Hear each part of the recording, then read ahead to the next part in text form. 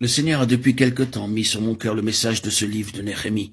Et je crois le moment venu où ce message doit être présenté de nouveau à son peuple. Je pense que ce livre correspond aux besoins de l'heure actuelle d'une manière très réelle. C'est en vérité un temps où le peuple de Dieu a besoin d'être secouru pour résister à l'activité redoublée de l'ennemi, qui cherche à faire sortir les enfants de Dieu de la place que le Seigneur leur a accordée et dans lesquelles il a obtenu tout ce que son cœur désire. Il veut même les empêcher d'arriver à cette position divine. Dans ce livre, qui représente une activité du temps de la fin, nous voyons le premier principe. Il relate la dernière partie de l'histoire écrite que nous ayons avant d'arriver au Nouveau Testament. Je ne sais pas si vous avez été suffisamment impressionné par cela. Il est frappant de constater que la suite de l'histoire nous soit rapportée dans les évangiles, et tout particulièrement dans l'évangile selon Luc. Ce que nous trouvons dans cet évangile concernant l'ancienne dispensation correspond à une activité du temps de la fin. Le livre de Néhémie représente ce que Dieu fit à la fin de cette dispensation et nous fait donc comprendre ce que doit être l'activité de Dieu dans ces derniers temps. Il nous montre ainsi les choses que le Seigneur accomplit en cette période. La seconde chose qui accompagne la première, c'est que du commencement à la fin, le livre de Néhémie se rapporte à la venue du Seigneur. Luc introduit immédiatement le Seigneur Jésus que nous trouvons dans le temple entouré de ceux qui représentent le reste, le résidu, ceux qui sont passés de l'ancienne dispensation à la nouvelle, pour poursuivre le témoignage.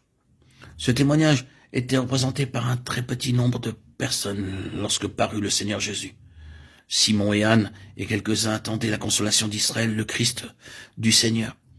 On les trouve dans l'évangile de Luc auprès du Seigneur, et comme ce récit est le premier fragment de l'histoire que nous ayons après celui de Néhémie, nous voyons que le lien qui unit ces deux livres est la venue du Seigneur. En rapprochant ces deux choses, nous avons un fondement bien établi quant à la valeur permanente de ce livre de Néhémie.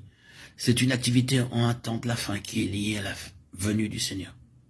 Considérons ce livre de Néhémie pour y relever en quelques observations ce que nous pouvons appeler sa typologie, c'est-à-dire ses éléments et ses caractères typiques. Il nous faut en réalité joindre à celui-ci un autre livre, celui d'Esdras, car les deux ne font qu'un. Esdras et Néhémie dans les écritures hébraïques n'étaient pas séparés, mais l'un était considéré comme le complément de l'autre. Dans le livre d'Esdras, nous le savons, c'est la maison de Dieu qui est en vue, alors que dans celui de Néhémie, nous avons l'enceinte, la muraille de Jérusalem. Ces deux choses nous parlent du témoignage du Seigneur ici-bas sur la terre. C'est dans le livre d'Esdras qu'introduit cet ordre. La première action dans l'ordre des choses se rapporte au rétablissement de l'autel, du grand autel sur ses fondements, et établir l'autel sur son emplacement, Esdras 3.3. Ce n'est qu'après le rétablissement de l'autel, à sa place, que la maison de Dieu fut édifiée. Plus tard, la muraille fut reconstruite après que la maison de Dieu eut été achevée. Ce sont là les trois phases de l'ordre divin. Nous avons premièrement l'autel, qui est fondamental pour toute l'activité divine. Il est le symbole de la croix. Ensuite,